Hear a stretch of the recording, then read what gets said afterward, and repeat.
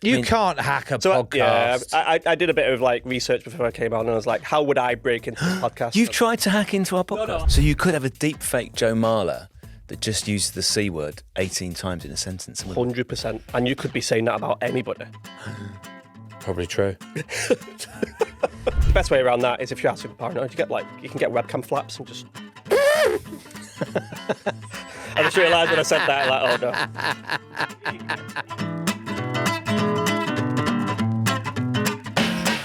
Hello, Ben. Welcome to Things People Do. How are you? I'm smashing. Lovely day. Good to be down in London, but yeah, overall, loving it and love being on the podcast. Oh, Tom, I haven't heard that for a while. Which bit? I'm smashing. It's a lovely phrase. That is a lovely phrase. Smashing, I'm yeah. smashing. Yeah, I'm smashing. Although you think about it, smashing stuff, is that a good thing? That's more related Depends to what anger. you're smashing. I'm smashing. If you're smashing something bad, it's a great thing. Yeah. Yeah. Smash Or- the patriarchy. Maybe you mean smashing down the web doors of people's things. The web doors of people's things. The web doors of people's cyber things. Conjures up so many things. The web... The web doors. Do you mean smashing down the webs of cyber world? Probably not, because it's a battle which, unfortunately, and I'll go into what cybersecurity is and what cyber warfare is, but it's an endless battle and it's sometimes exhausting. So smashing life, not cyber, is probably the better way to put it. That's nice, isn't it? That's very nice. We've done a lot of episodes together, Tom. Mm-hmm. And a running theme throughout our podcast relationship has been trust, hasn't it? Big time.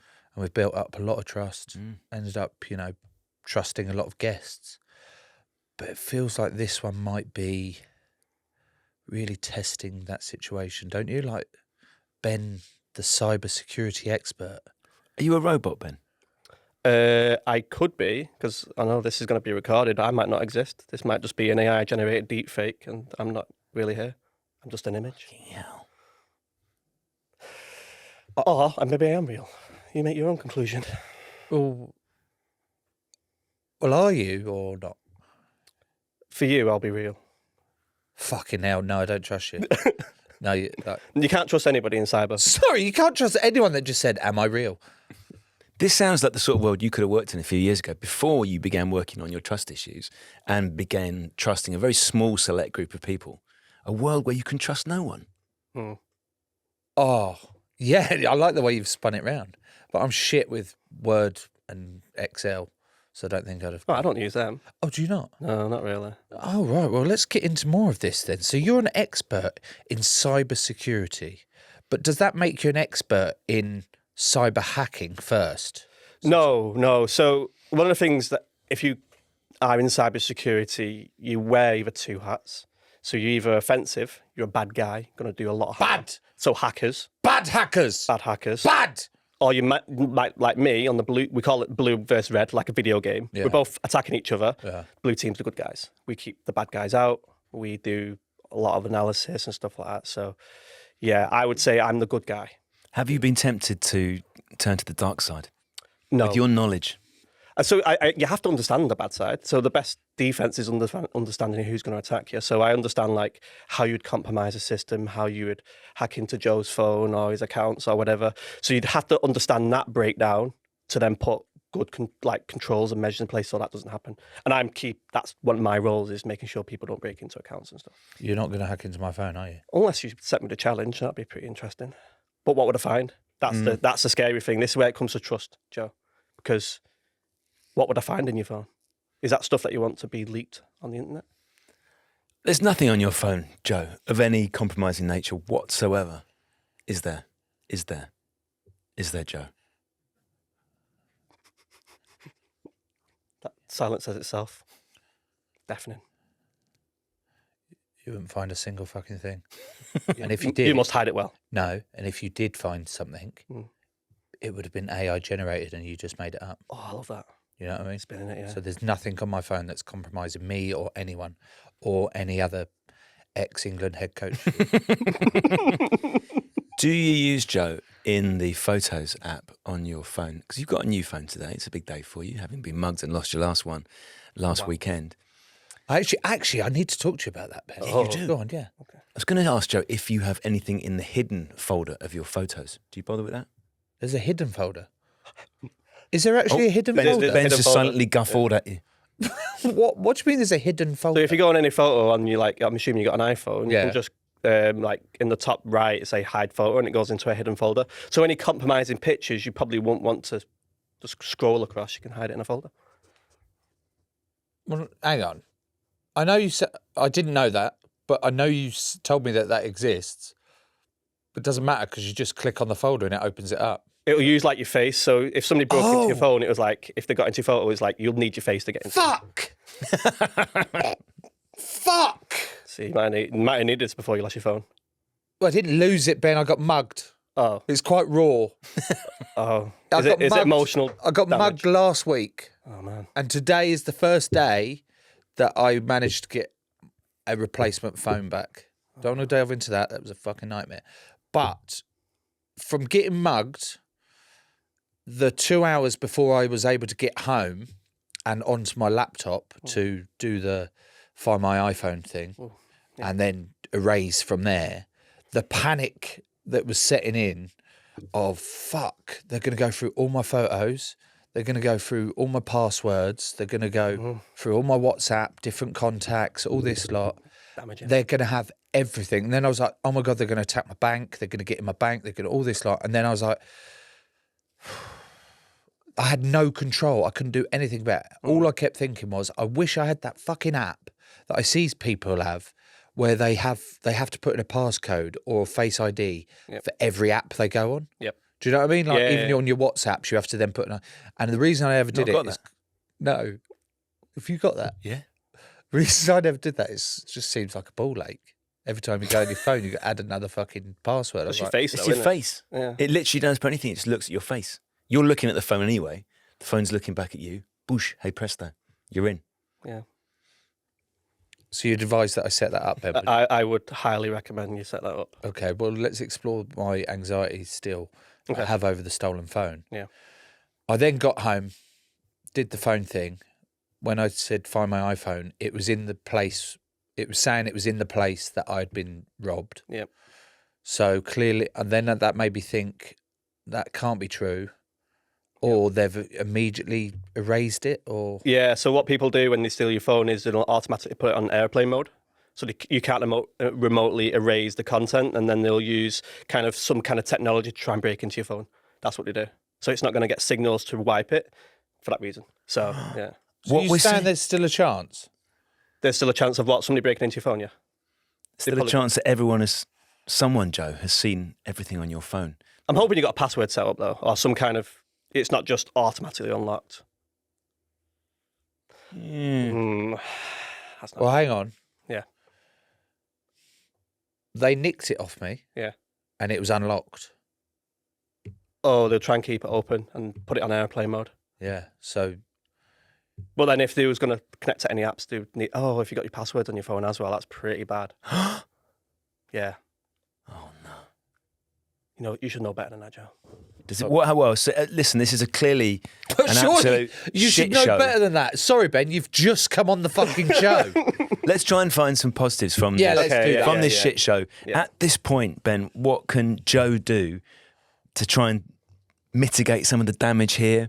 Because as I hear it, Joe's passwords, photos, none of which are incriminating and none of which involve body parts of Yourself. or any other famous people, let alone a number of contacts, banks, etc., etc. What can Joe do at this point, Ben? So you did the right thing about Find My iPhone and remotely erasing it. That's the first thing I'd always recommend. Positive. That is a positive. So one gold star for you. Yep. The other one is you mentioned passwords for certain accounts potentially be on the phone. So I'd always recommend if your banking's on there, reset your banking password. Yeah. There's also other things on accounts, so they call it multi-factor authentication. So set up, so it'll send you like a text or your face, for example. Just an extra step will mitigate anybody kind of breaking into your accounts. Okay. Your photos, unfortunately, if they're on there, somebody could steal all your photos. It is likely. Do you back your photos up? Because that's when I hear people's phones going missing, they might not have backups of the photos. Yeah. And that might have really symbolic meaning to the person and they've lost like years and years of photos. So I always say back it up to like iCloud or other kind of services. Yep. Because that's the one that hurts people the most. Yeah. Is like that symbolic kind of like photo of like a family trip or loved one. So yeah, set that up. Other things is if you do have passwords on your phone, you can. We was talking about using your face to unlock your passwords. Yeah. Use that. That's a really good way to stop that happening. So on your new phone, set up a password, set up your face on the apps. That's a good one. Setting up backups for your photos. Because people lose phones all the time. You just don't want that stress. You're just like, yes, it's annoying that you've lost your phone, but at least you don't have to then go like multiple hours trying to restore like all your accounts or photos and stuff like that. Okay. Well, I think we should move swiftly on from my own traumatic experience of having my dick pics leaked across the world. Yeah. And actually get to the bottom of what cybersecurity actually is. I think let's do it. Yeah. Okay. I agree. Yeah. Good. In your best way, please, Ben. Like, what does cybersecurity actually do? So the industry of cybersecurity is actually pretty new. It's only really existed in the last 10 years because everything digital has blown up. You think about your own living circumstances. Could you survive without technology? Probably not. This podcast couldn't exist. So like with that... Oh, hang on, it could. How? You'd host it on Spotify. That wouldn't exist. YouTube wouldn't exist. We'd get a record player. Yeah. You know those like old-fashioned speakers, Joe, look like Trombones. Yeah. Ooh. Yeah, but we'd get a massive one of those, like like Huge. Could kill your ears off. Yeah. and then we're sticking it on the roof. Size of an elephant. Yeah, Nice. of the building we I like put you. the podcast in, Good thought process. and we just broadcast it across the country. On top of the shard. On top of the shard, Yeah. download numbers don't matter because you're not downloading it. Yeah. Hearing numbers becomes the new key indicator, and everyone in London is hearing the podcast. We've got no Perfect. choice because of the size of the... Okay, fine. We're just sort I'm of just gonna throw out undermined Ben a curveball. little bit there. Curveball. What about other podcasts that do the same? You could have like 6 to 10 other podcasts at the top of the shard, and then it just sounds like you're in a massive like nightclub with lots of noise. And We take the shard today, Joe. Should we go now? If Should we take the shard How are we taking the shard? by stealth? I don't like heights. Okay. Can we do it on like the 3rd floor of the shard? One We'll of the take windows shard. open. I'll do the roof, but you just basically block anyone from getting on the roof, so you can be our ground floor security. So I'm not on the pod anymore. No, you are. Right. We'll have to get a tube. Or those cups with string. Yeah, and you can speak down the tube. Told you, Ben, we could survive without technology. Wow, I'm impressed. That's a curveball that I wouldn't have anticipated. So, Okay, let's stop fucking Ben's answer up and give him some time. but yeah, cybersecurity is a industry which is designed to protect the digital space, everything that we do online, and we have to protect against quite malicious people to do a lot of harm. So, cybersecurity professionals are there to keep you safe, keep your data safe, keep your pictures safe, all that kind of stuff. And we're employed by companies, by governments, by police, and our job is to do that. And that's the blue side. And I referred to it earlier, like you've got two teams constantly fighting against each other. I always like referring to it like a video game. You've got like a blue team that are the good guys, and they're here to protect you. And Come on, the Blues. I'm a blue. So you're actually... I'm actually a blue, yeah. I don't know if that's a bad thing though. Well, why in the fuck do you support Everton? Manchester City. Thank you. I knew. It's good. You got me to bite there. Yeah. So yeah, I'm on the blue side where my teams that I build are with their purpose to stop bad things happening. So they're monitoring all different types of communications, systems, events to anticipate a bad thing happening. And they're usually referred to like security operations centers or CSOCs. And you've probably seen them in movies. I know it's wild. There's loads of acronyms and I'll try and not use many of them. No, I like it. Sea socks. Yeah, CSOC. Oh, make sure you put your sea socks on before we go Chilly in in there for it. today. Yeah. What is a sea sock? Cybersecurity operations center. Oh yeah, it makes sense. Yeah, we love our acronyms. Yeah. And you've probably seen them in movies where it's like massive rooms with screens on the walls, with tiers of analysts looking at those screens. And Well, they're real. Yeah, very much. Real. And that's what we do in cyber. So you've got like graphs. So it'll show you like a world view, so a global map, and it'll show you where attacks are coming from, what people are doing, what they're trying to do, and we have to anticipate that and hopefully stop that bad thing from happening. Right, Joe, I think we need to know. We know that Ben is blue. Yeah. Ben is blue. Yeah. In a good way. In a Yeah, blue. Not like, I'm ethical. Ben is blue. Or Oh, Ben is a bit like Ben's a some of the bit pictures on your blue phone. today. Ben is blue. Ben's one of the good guys. Ben, who are these shadowy red figures? We call them, the red side of the world, which keeps me up at night and stops me from sleeping. There's 5 different categories. Because they've hacked your alarm. It could be. It could be your alarm, could be my photos, could be my banking or whatever. Shit gag, sorry. It's all right. You're in a traumatic period. Yeah, I am. He is, yeah, he is. And you can get away with it. No, thank you. I appreciate that. Good I care sympathy. for you. Yeah, no, you do. I'm going to hug you. Okay. Not now. Oh, I was going to say it might be inappropriate, but Yeah. yeah. Okay. Okay. So the red side consists of 5 different, we call them threat actors. First one is probably the scariest, although it wouldn't affect us 3 or most of the general public, which is nation state. So nation state, they develop weapons of cybersecurity to break into government systems, nuclear facilities, and trying to cause maximum disruption to a nation. So it's nation against nation, UK versus another adversary out there. And their purpose is either to embarrass, steal intellectual property, so like state secrets and stuff like that. And their objective is purely to get into there. So nation state is one of the first threat acting groups. Which nation states are we talking about, Ben? You probably already have a bit of an idea of the ones I'm going Russia. There we go. Russia I'm and going China. You're going China? Yeah. What, Yeah. because of TikTok? No, because they're both red. Oh, we're going on flags. I like your logic. You was completely spot on, by the way. Russia and China are the 2. North Korea. They're not really on the internet. So I know they have like, Fuck they do you, have Tom. small groups of people and it's really lucrative, but they're organised crime usually. And that's one of the other groups. So nation state is, and America's a big one as well. Because like it just festers a lot of kind of Yeah. stuff. So you got your big nations, and it's really lucrative. Because if you're a nation state, oh, America's built this really fancy new technology, we don't know what it is. Tell you what, we'll weaponize our cyber crime team, cyber malicious hacking team, and we'll go after it. That's much easier than trying to build it yourself. So they would use that. That's going on all the time. Yeah. And I don't even know half of the stuff that's going on because it's just behind closed doors. It's MI6, GCHQ, all that kind of stuff. So that is one threat actor group, is nation state. The second one is organised crime. That's the one that hurts me the most. It's the one that's noisiest the most. It's the one that's causing so much pain out there. And their objective is, and their motivation is fraud. They just want to steal something and get you to pay for it back. And you see that all the time. It's the biggest kind of and largest threat actor group because it pays. People want money, and a lot of groups. Can you give us an example of what this organised crime are doing? Like, give me an example All of right. fraud me. So they could, in theory, break into your email, find confidential things, wrap it all up, encrypt it to a way, and say you have to transfer me $2,000 or pounds, whatever, and I'll give you the key back to unlock your laptop. For a lot of people, they'd pay. Hang on. I think this happened to me. Uh-oh. Did you pay? This happened to me. Someone got hold of hacked my email account and started had obviously gone through them all and found out which one was my financial advisor, started messaging him Oh, they did, didn't they? as me That's it. using their thing, like using like vocab or whatever. And then he was replying back to the emails, Yep. but I wasn't getting any of the replies. Yeah. It wasn't until he rang me up as a final thing saying, mate, are you sure you want this money transferred? And I went, what money?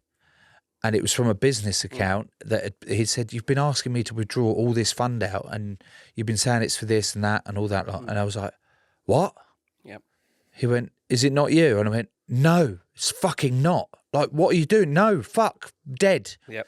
And then I was going back on it. There was no sign of any of these emails going back and forth. Yep. Because and he was like, you need to deactivate that account, change your email account, get on Yep. a new one. I'd highly recommend. He recommended me to go for a Gmail account. Gmail's fine. They've got Gmail's really good security. Microsoft. A lot of the providers do offer good security, but a lot of people just don't know it's there, which is one of the challenges in my industry is people don't realise these features exist to keep you safe. But that is a very prime example of, they call it business email compromise, where they'll get into your account and you just stay there silent, seeing what's going on, and they'll wait for something urgent. The urgency is the biggest kind of thing that threat actor groups do.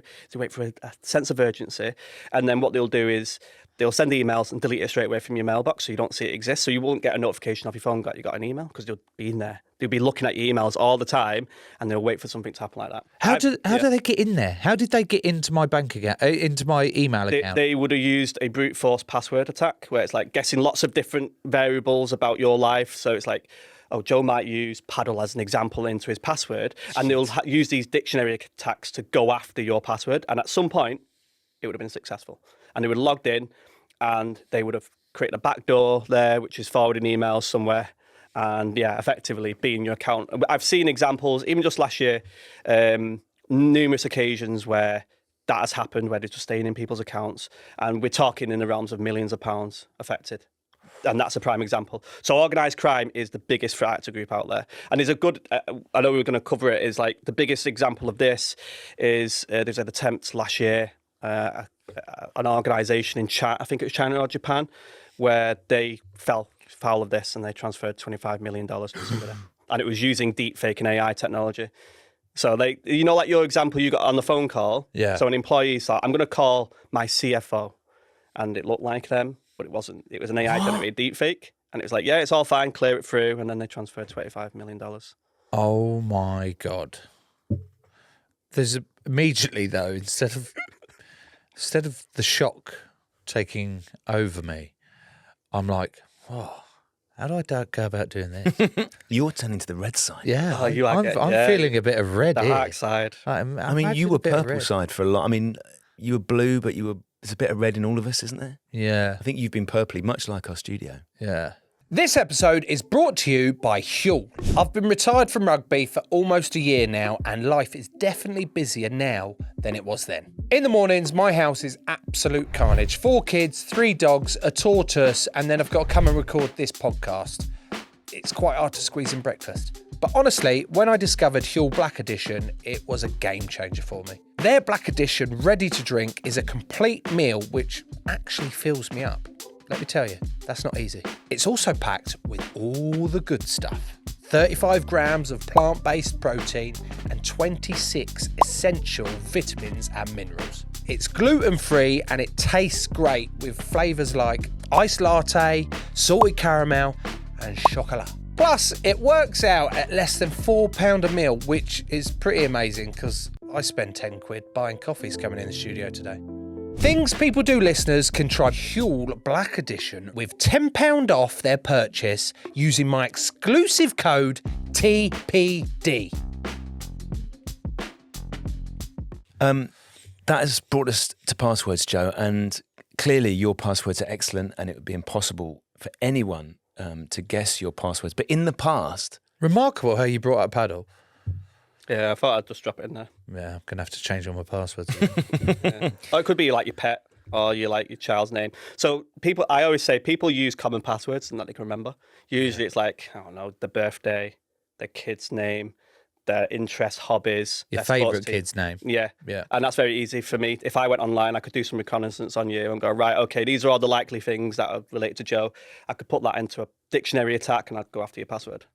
What? Hang on, a dictionary attack? Yeah, so it's using words out of the dictionary and kind of merging it all together into hundreds of thousands of different passwords, and it will just spray it at your account, and at some point it will get through. How do I go about making it a really secure password then? Because I did have a situation the other day where I was buying a caravan off a bloke, and he turned around to me and said, I told him about me getting mugged and all that lot, and he said, oh mate, make sure you've changed all your passwords. Yeah. And I went, oh yeah. He went, yeah, you should choose 3 random words and a memorable number. Yep. And that's about. Yeah, Are you saying yes, as in? Yeah, spot on. Yeah, but you don't have to. So I always say there is good technology out there to help this problem, because I'm not expecting you to remember individual passwords for every single account. We've all got hundreds of accounts. That's just not viable. And what tends to happen is you just reuse the same password across every account. And that's a no-no. That is Shouldn't a bad do thing. that. Because what if I guess your password? Now I can go into your bank, I can go into your Facebook, I can go into Instagram. It's really bad behaviour. Yeah, but you wouldn't guess paddle twat 117. Maybe not. Okay. You put swear words in there because people like to use swear words in their passwords. Do they? Yeah, because people are just a little bit weird, aren't they? Does it feel quite illicit, like people have, I don't know, Oh, you see sneaked some up crazy onto things. They're just like Yeah, you see some crazy things. 2020. All right, maybe I won't use any of them.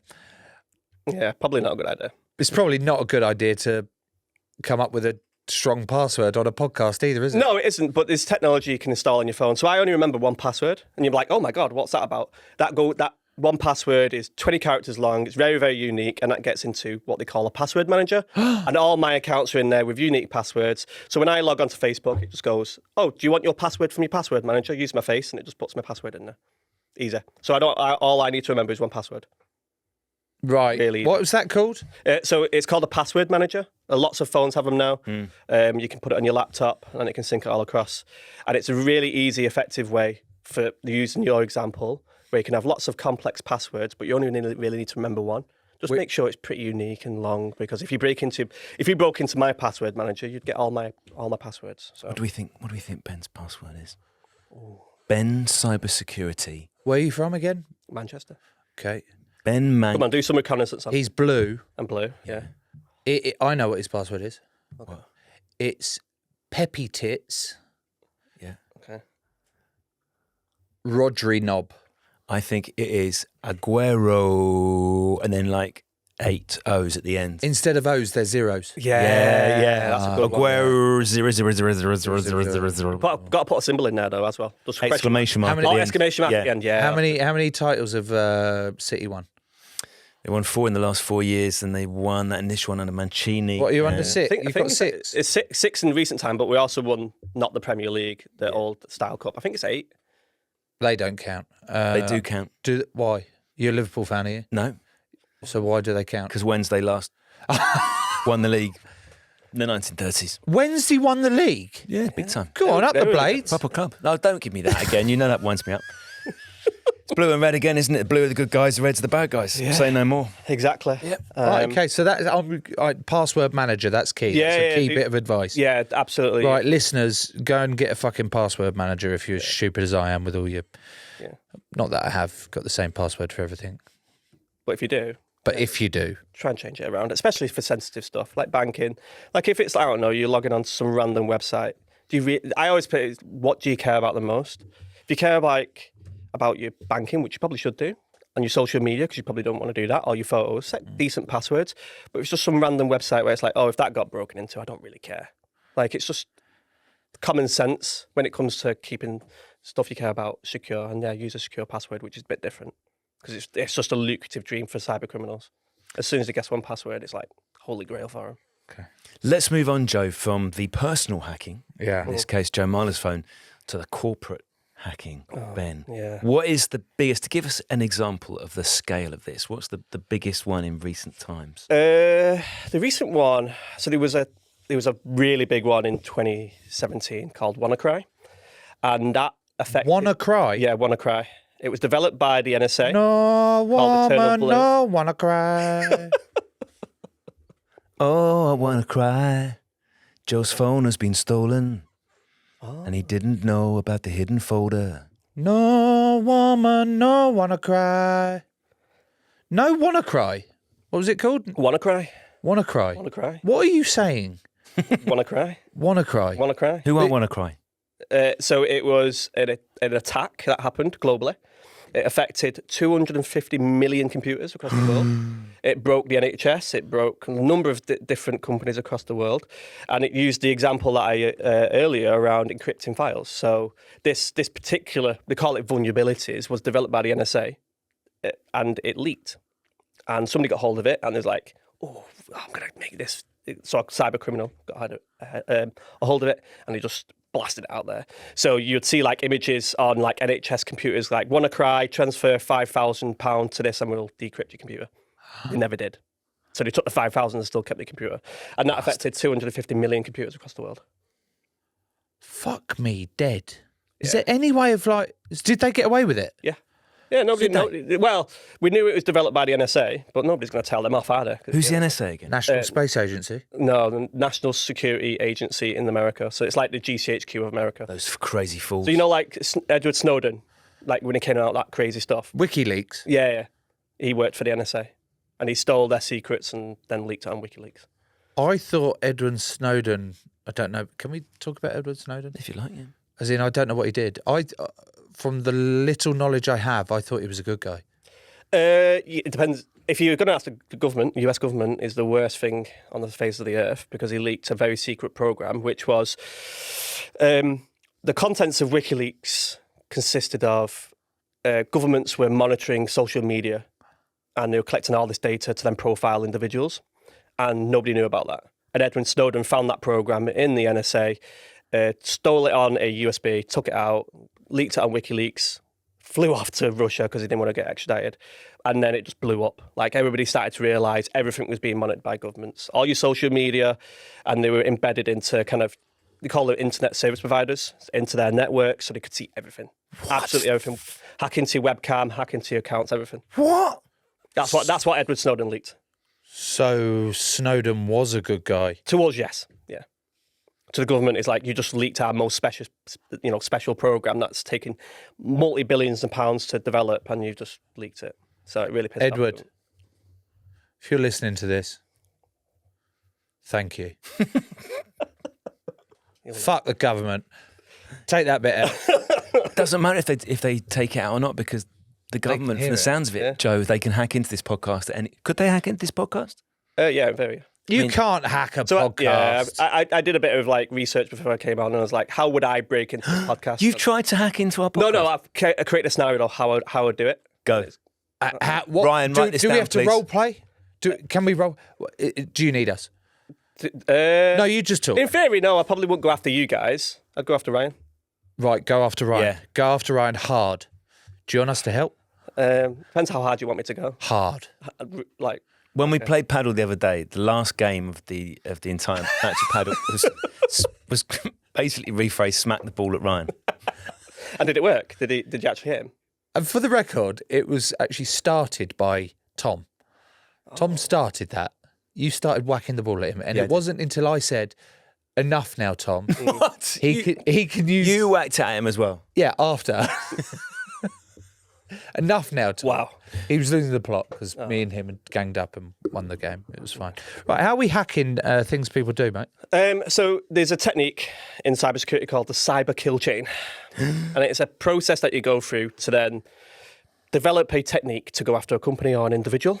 There's 7 steps in that, and how I'd develop it is, firstly, I'd do a lot of reconnaissance about the podcast.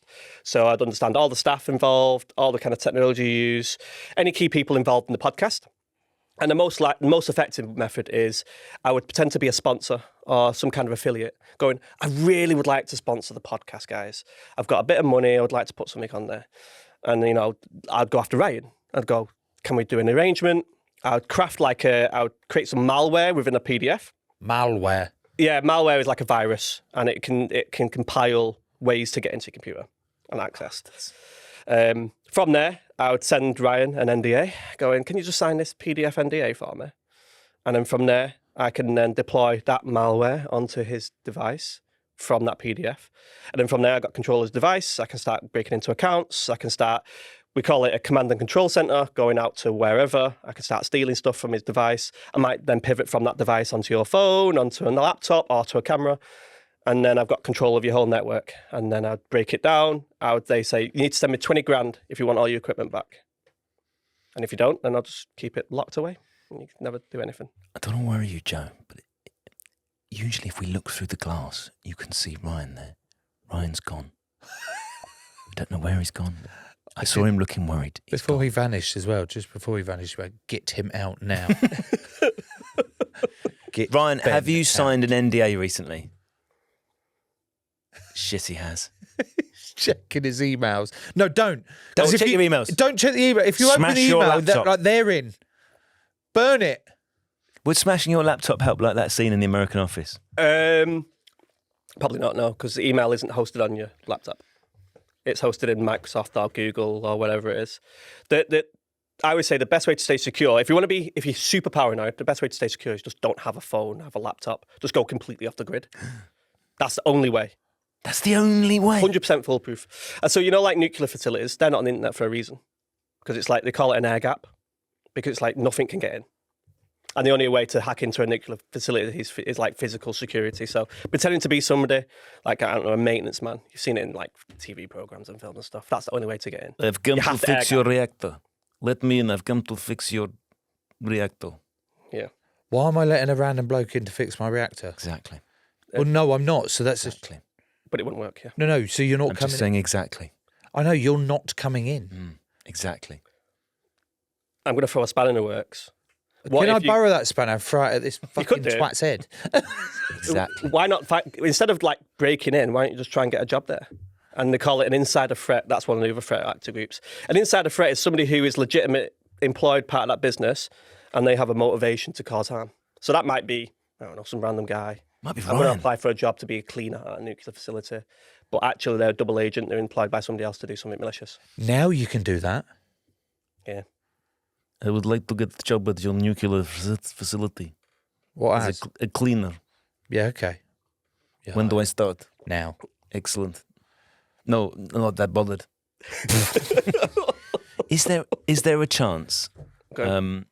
Is there a chance that Ryan could be one of those people? Because Ryan's been with us now for what, three and a half years. What, like a long plant mole? A long plant mole. Is that not a thing? Could be. He's a It could be. He's a plant. I've seen crazier things happen. Yeah, he's a long plant mole. That's why you have to do background checks on employees, usually. We never did background checks on Ryan, did I we? did no background checks. Did you do background checks? Well, I knew that it was for St Albans. Is he though? Yeah. There Have you go. been to his house? No, Yeah. but that's because he's not invited me. Maybe his name's not Ryan. Well, Is it? what? Is your real name Brian? No. He's given nothing. That's exactly what a Yeah, mole would that's do, what I would though, do. isn't it? Yeah. I would look like flustered and Yeah. go, oh, you. No, it must be a Yeah. lie. Move on. Next point. Classic long plant mole behaviour. You're a long plant mole. Nice. You are a long plant mole. Right, where were we at of the list of threats? That was, we got down to, what was that one called? So that was just me going through an example of, if I wanted to break into the podcast. Yeah, you could. But yeah, there's other groups. So there's more kind of light-hearted ones. So you got like script kiddies. What? I know. Script So this is kiddies. basically somebody who, in their teenagers, they're on a forum, they're clouting like, oh, I'm just going to break into this company for a bit of clout, a bit of like kudos on a forum. And that's happened with Talk Talk. A 13-year-old broke into Talk Talk like maybe 10 years ago. And he just did it because he wanted to. He wasn't doing it from... A 13-year-old broke into Talk Talk. Yeah, and stole all our data. Yeah. What did they do with it? He just, I don't think he sold it. I know he went to prison, he got caught out, naturally. Went to prison. Yeah. And then he got hired back into the... That's what happens. So some hackers get re-employed and they get converted to the blue side. They come back from the red to the blue. Like Catch Me If You Can. Yeah, exactly. When Frank Abagnale Yeah, That's it. Jr. yeah, gets finally caught by Tom Hanks. yeah. Can't remember his name. Hanks. He played himself. Yeah, Wow. yeah. And then he got Yeah, hired yeah, by yeah. the NSA. Was it NSA? I think it might have been the FBI or whomever. We go FBI. Yeah. You get my point anyway. Yeah, You yeah, know what I mean? definitely.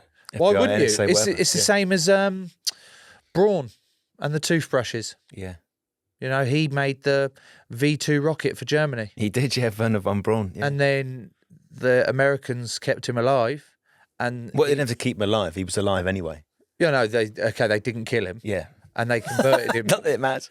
They converted him to the American. Apollo space mission. And he made that has now dominated the world of health teeth hygiene. Who would have thought? Have you ever seen that Braun on the bottom of? No, I understand the point you're making. It's made by Braun, the same guy. Yeah. Is it? Could be, couldn't it? Yeah.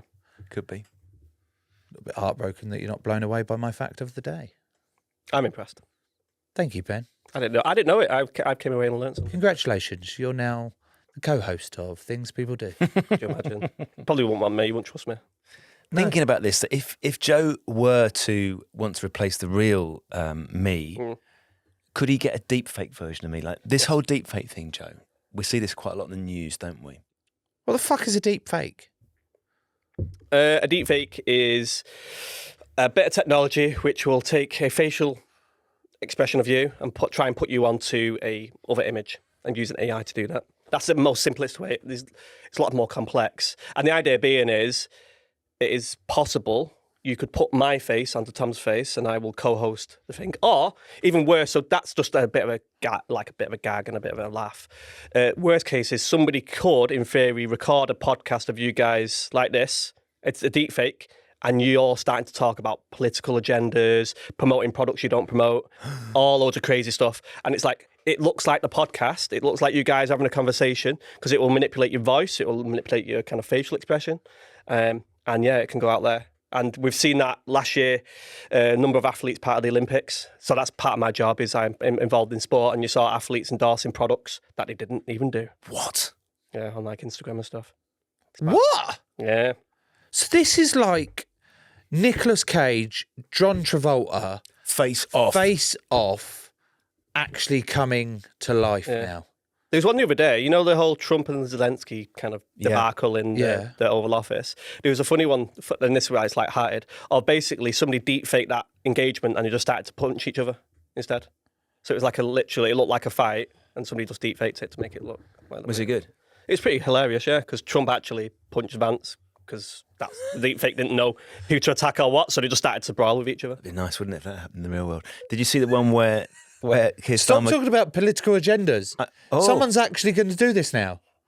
What are you doing? They're going to actually take those words you've said out your mouth, They don't even need the words and out they're of my going to mouth, do reorder them. No, they don't need it. They don't need the words, because Joe. they not know your general vocal tone, and they'll just take from other podcasts and they'll start creating a library of words you've said in the past, and it'll merge them all together and it'll start writing a sentence. So you won't even need you to talk about politics. It'll create it for you.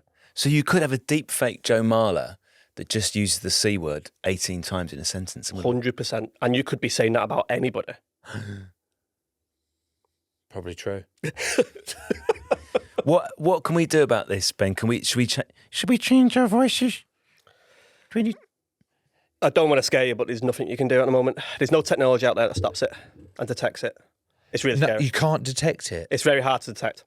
So, and this is where misinformation is the biggest threat to cybersecurity right now, because we don't know. We don't know how to stop it. Nothing's stopping somebody, an organised crime group, creating a deep fake and put it on to Instagram. It's very hard to detect. Fuck. Yeah, really hard. And it's a growing area of concern for cybersecurity professionals is what's real and what's not. And that's why I was genuinely joking couldn't tell. There's certain like tells within a deep fake, but it's going to get so good in the next couple of years, those tells are going to disappear. What? So what about the... I'm trying to think of high-profile deep fake conspiracies.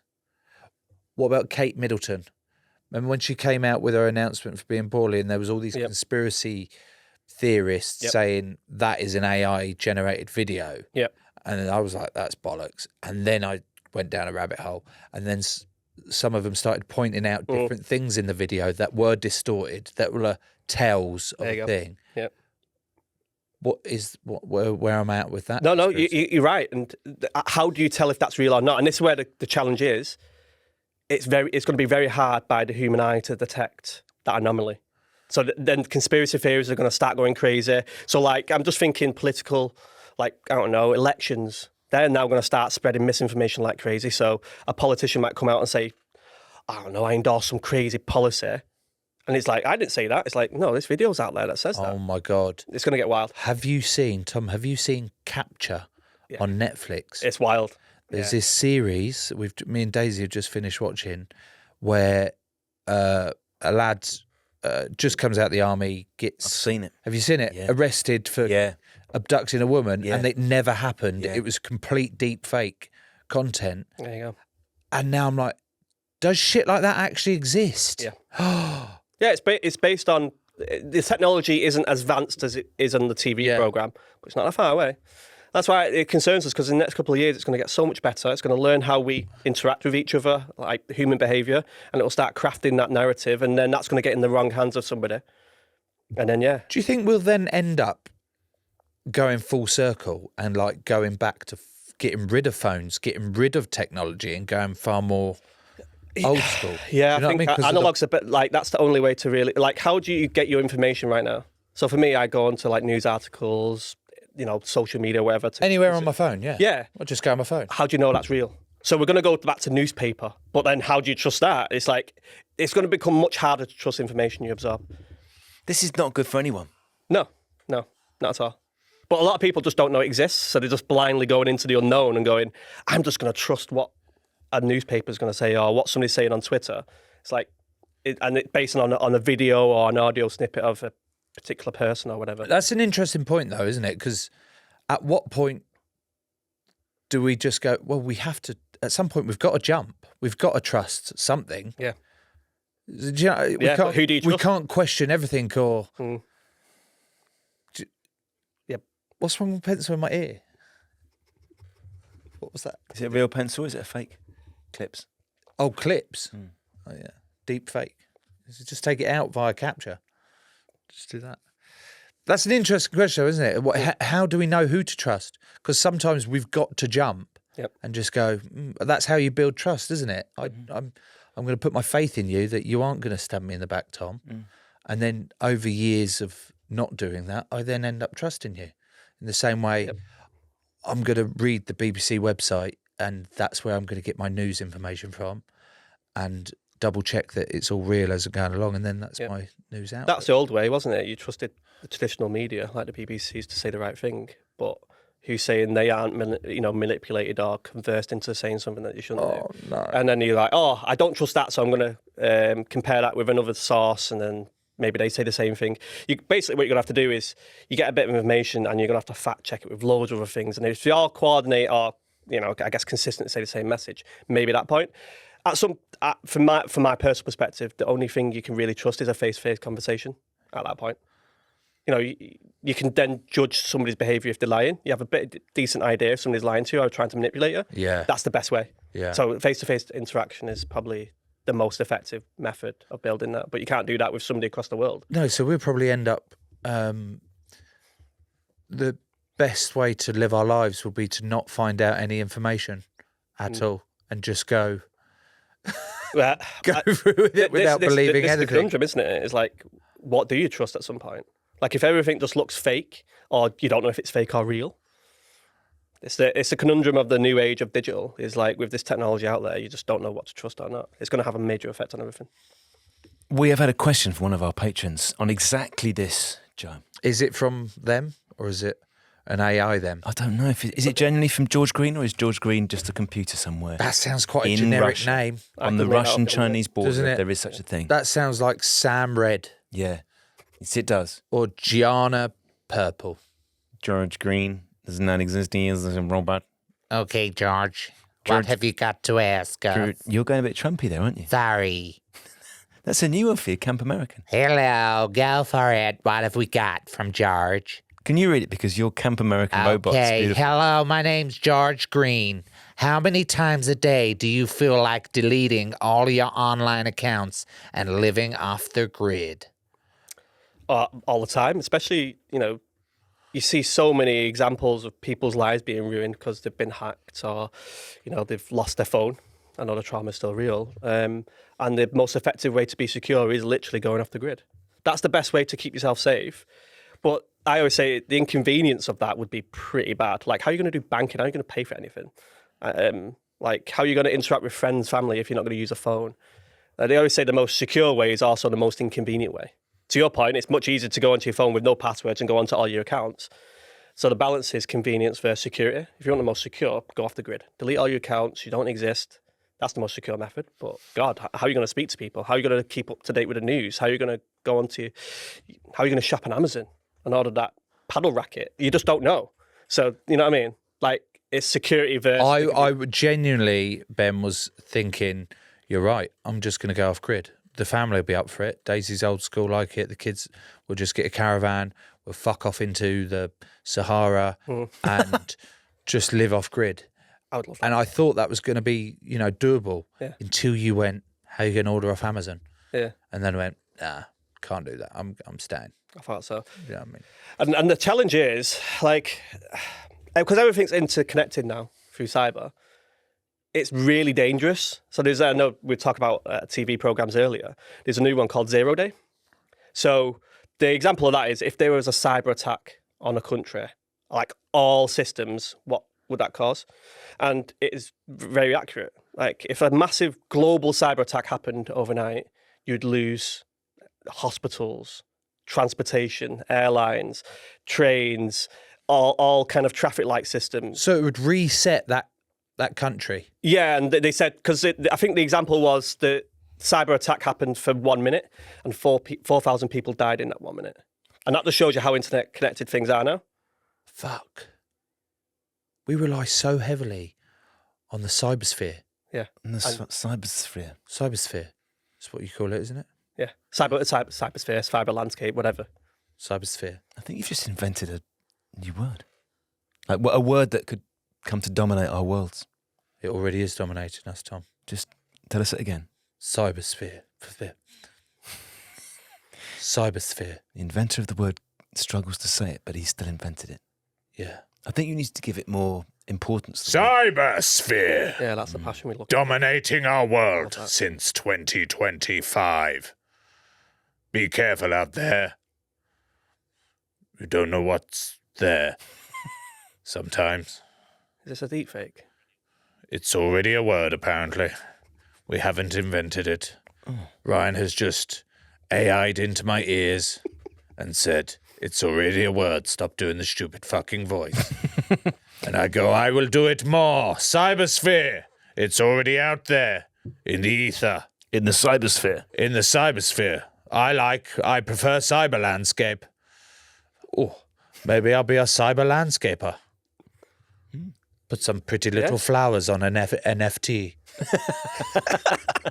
Would you like to buy it? For $1 million.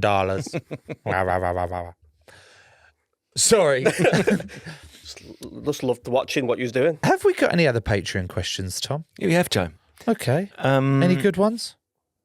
I'm going to ask this one from Louise Hartshorn. And are you going to do it in a similar AI voice or? I'm gonna do it in the voice of Louise Hartshorn if she was a robot. Ben, how could someone hack my phone, email, social media without me being able to see it? I am experiencing this now, and I need some guidance. Hang on, that's a really good robot voice. Maybe it's because I'm a robot. Am I think we should Or am carry I? on like that. For the whole of the rest of the show. Yes. I'm actually starting getting concerned. Okay. Why do we just assume that robots sound like this?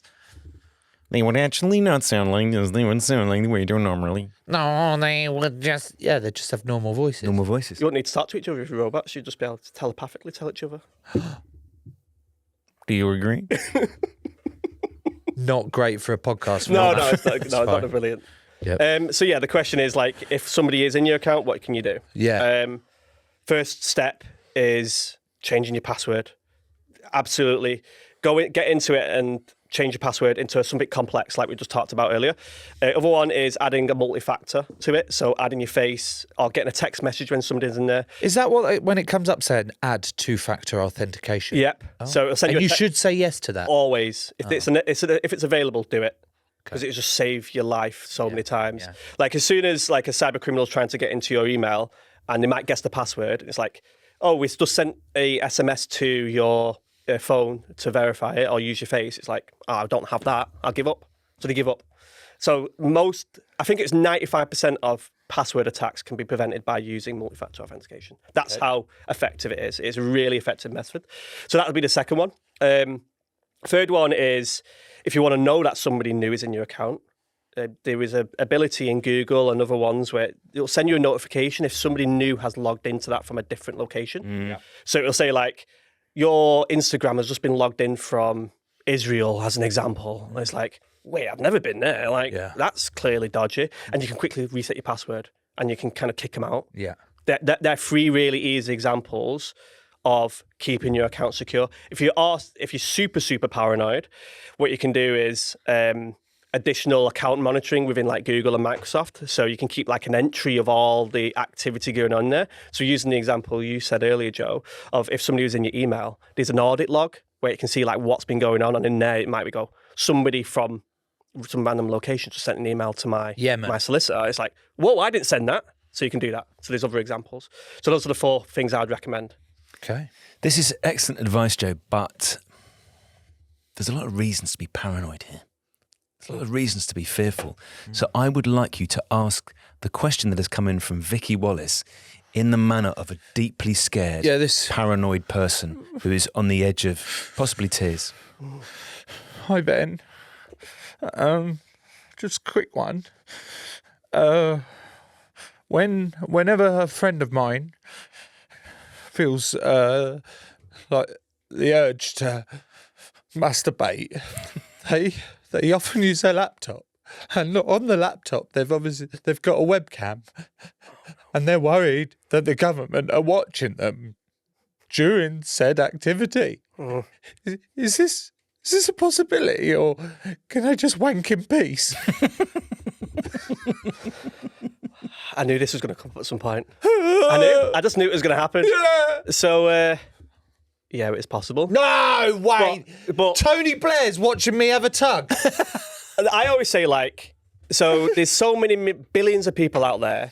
Why would somebody want to focus on hacking into your webcam? It's very, very unlikely, right? Oh, yeah. But if you were like a political figure, or you on social media as an influencer, You could become a political figure. yeah, Yeah. that would have influence. Because I'm like, Joe, I've just seen a webcam snippet of you having some fun with yourself. Hang on, it's not me. This is Vicky Wallace. To be fair to Vicky, Asking for a mate. Okay. Vicky doesn't specify anything about the particular practice you've specified. He doesn't know that. Vicky does. Vicky's at home thinking, Oh he's yeah, stitched up here. sorry, Vic. I had to add a bit of spice because Ben's been here like spinning a yarn and making me all fucking paranoid. So I wanted to, Wow. put him in. Deflecting. Yeah. Sorry, Vic. Please accept my apologies. It wasn't Vicky who was asking the wank question. I adapted it. But it was the same sort of thing. Yeah. So the best way around that is if you are super paranoid, you can get webcam flaps and just. I just realised when I said that, like, oh no. But yeah, you can get on Amazon, a couple of quid.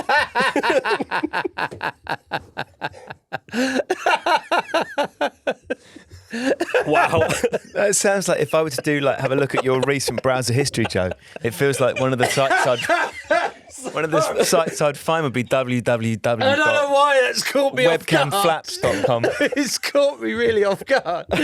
That's such a what's the word? Mundane, rude euphemism. Do you know what I mean? Or whatever. A webcam flaps. Got me. Could that be your new password? Hey, tune in on Wednesday's episode of Webcam Flaps, where you can see inside my uterus. Oh, that was pretty dicey, wasn't it?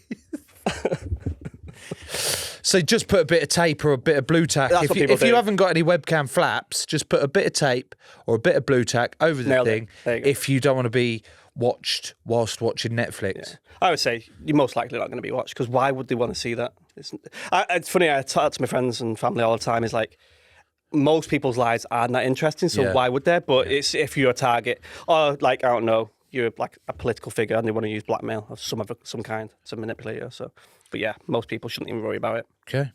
This episode is brought to you by Huel. I've been retired from rugby for almost a year now, and life is definitely busier now than it was then. In the mornings, my house is absolute carnage. 4 kids, 3 dogs, a tortoise, and then I've got to come and record this podcast.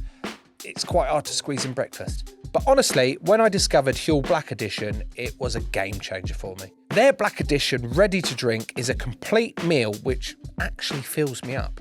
Let me tell you, that's not easy. It's also packed with all the good stuff. 35 grams of plant-based protein and 26 essential vitamins and minerals. It's gluten-free and it tastes great with flavours like iced latte, salted caramel and chocolat. Plus, it works out at less than £4 a meal, which is pretty amazing because I spend 10 quid buying coffees coming in the studio today. Things People Do listeners can try Huel Black Edition with £10 off their purchase using my exclusive code TPD. Ben, on the ordinary World Wide Web, there's some fun things. There's, lots of useful information. There's also some quite dark stuff. So how dark is the stuff on the so-called dark web? Because I don't know what it is. I've never seen it. Have I seen it? Have you seen it, Joe? I've never seen the dark web. What is the dark web? I've heard of dark web, but I've also heard of Craigslist or something. What's Craigslist is just where you've just advertised, like, I want a housemate. So it's not that. It's not that dark then. Come on. Actually quite useful. Yeah. I thought people go on Craigslist to order drugs or something. I don't think that really works because like government agencies are monitoring it. So what we end up finding is like, oh, I want to order some drugs off this Craigslist, and the police will show up going, hey up. Have you ordered some drugs off Craigslist? No. Okay, that's fine then. Ben, what is the dark web? So there's two. So what you were referring to earlier is the open web. It's crawlable. You can go into Google. You can find websites, and like it will say www. Webcam flaps. There you go, webcamflaps.com, and it will automatically find that website and it will surface to you. That's why it's called the World Wide Web. But it's open, so everybody can find stuff, and yes, you can find dodgy stuff because it's not. Internet isn't monitored. And it's not controlled. It's the whole idea of freedom of putting whatever you want on the internet. But I'm going to use the iceberg effect. The open web only really consists of maybe 20% of what the actual internet is. What? Or even smaller than that. The dark web is much bigger. What? Much bigger. And the dark web, it's not illegal to go onto it. I wouldn't recommend it because people can do some very dodgy things to your device and monitor you and find out where you're coming from and all that kind of stuff. So there's certain protocols you have to go through if you want to go onto the dark web. Once you're on the dark web, there is no Google. Google doesn't exist on the dark web. So you have to use something called an onion protocol. Not going to go into detail, but it's a way to find websites.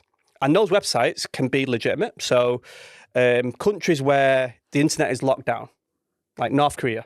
So there is a dark web example of North Korean journalists or citizens going on there to find information or potentially how to escape, or like places of war, because what tends to happen in wartime is there is a massive constriction on information. So the best way for journalists to get stuff out of that country is through there.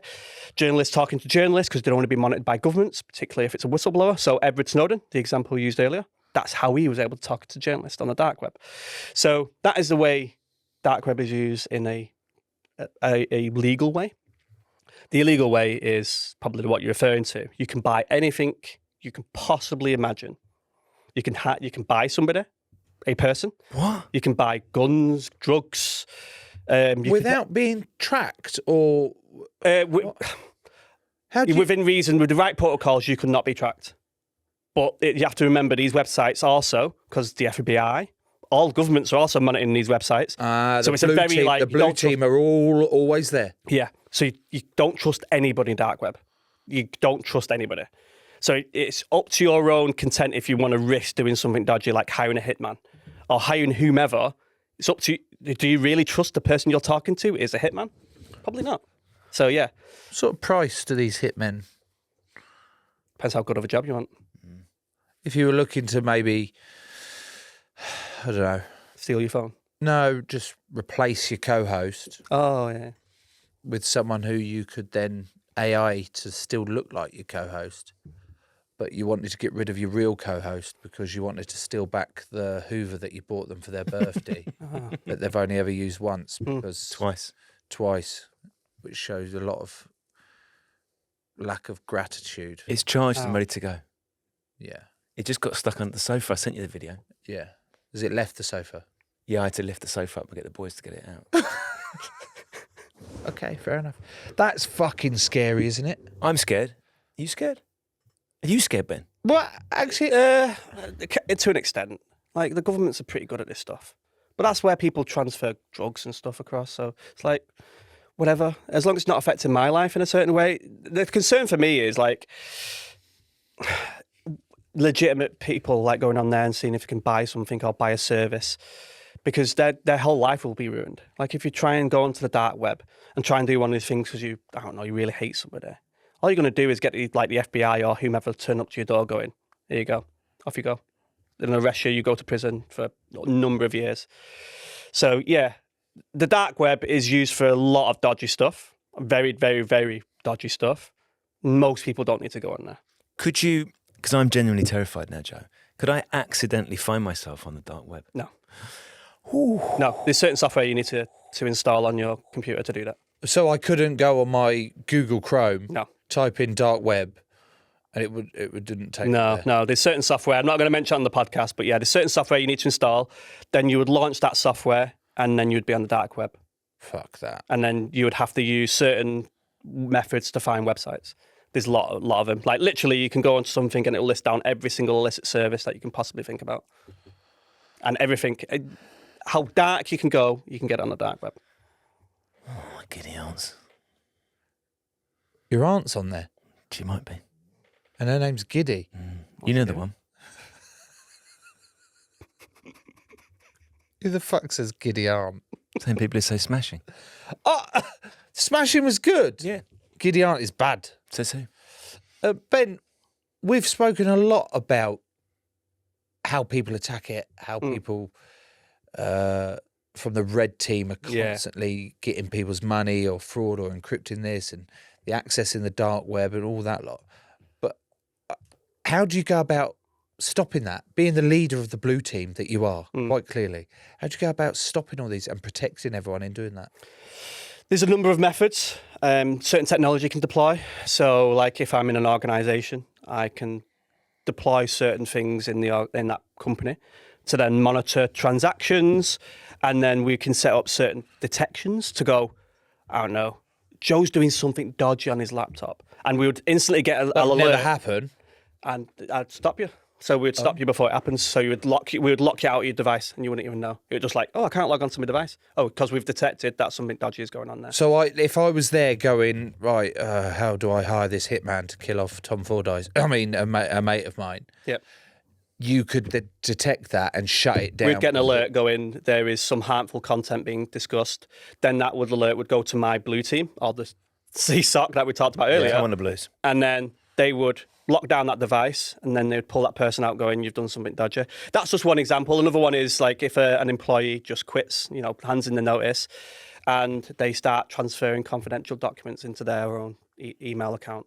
We would know about that straight away going, this person is starting to transfer confidential documents away from the company. This is really bad, and we'd lock them out. And we call it human behavior profiling when it comes to an organisation. So us three, we might be in the green. We're not doing anything dodgy. We're opening up Excel. We're doing Word, doing boring email. It's not that exciting. Just like, right, that's our profile. But I don't know.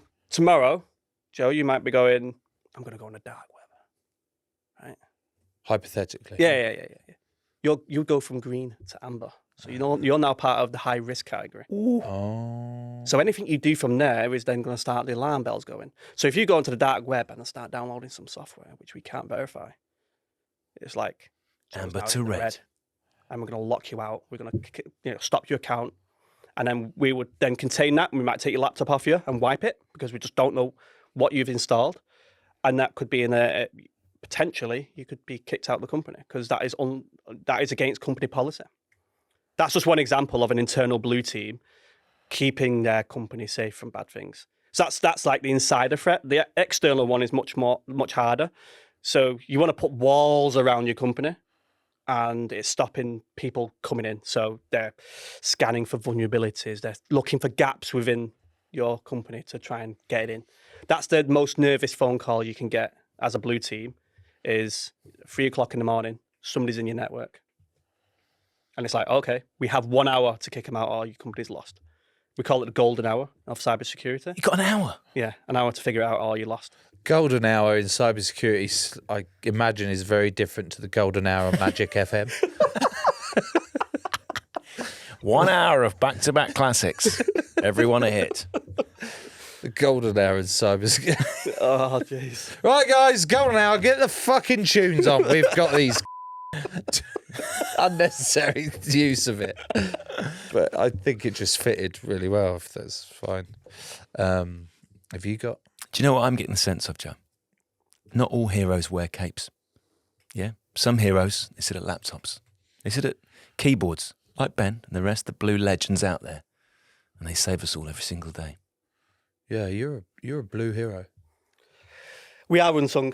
A lot of people, you mentioned in that, nobody realises these people, cybersecurity exists. They don't understand like there's professionals out there doing this stuff every single day. There's hundreds of thousands of attacks going on every single day. And people just don't know it's happening. And without these people, you would lose your accounts, you'd lose your life savings, you would lose everything. And these blue teams are there to stop those bad things from happening. And we don't really get the plaudits or maybe the acknowledgement from companies because they just expect us to do a good job. And I think that's the same with any profession. If you're doing a good job, you don't really get the plaudits. But when something bad's bad and you fix it, that's usually when go, tap on the back, well played.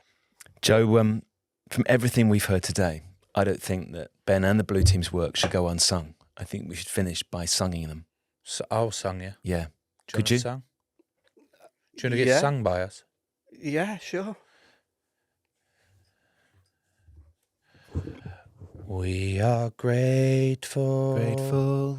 We are grateful. Once again, grateful. For you saving Saving. our cybersphere. Cyber landscape as well. We are thankful. So thankful. We are thankful. Very thankful. For making up webcam flaps. That was powerful. That was really powerful. You should release a record for that. What's your wrist like? What do you mean? Well, you sat at computers quite a lot.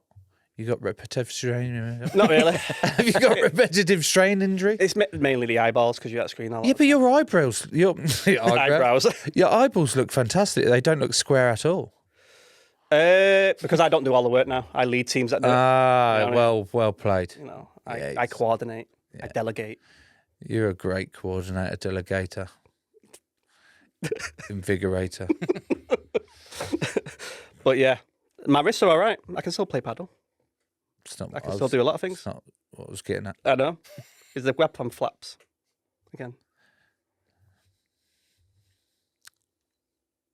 Do you know if there's a website out there called Webcam Flaps? I would hope not. Should But we there probably make is. one? Should we make it ours? It might be a business model. Might make a lot of money. And what is our business in that Webcam Flaps? As in Making people super paranoid that somebody's watching them through their webcam, yeah. and then you can do a big markup. Maybe put some branding on there, going, "We're keeping you from being watched." Yes. And do you know what we do? Instead of the flap, it is a flap. Yeah. But it's actually, it's black. Yeah. It's completely black when it's open. Mm. You close it, it's an eye. Ooh. So it looks like it's looking at you Yeah. whilst you're doing it. Do you know what I mean? But I'm not. Yeah. You're blocking it. Yeah. Like those glasses you can get which have got eyes on them. Yeah. So you Yeah. can fall asleep in a meeting. Yeah. You know what? I'm already sold. Ben, you've been fantastic. Thank you so much for coming on the show, you legend. Thank you very much for having me, and hopefully not scare too many people. Scared the fucking life out of everyone, but it's fine.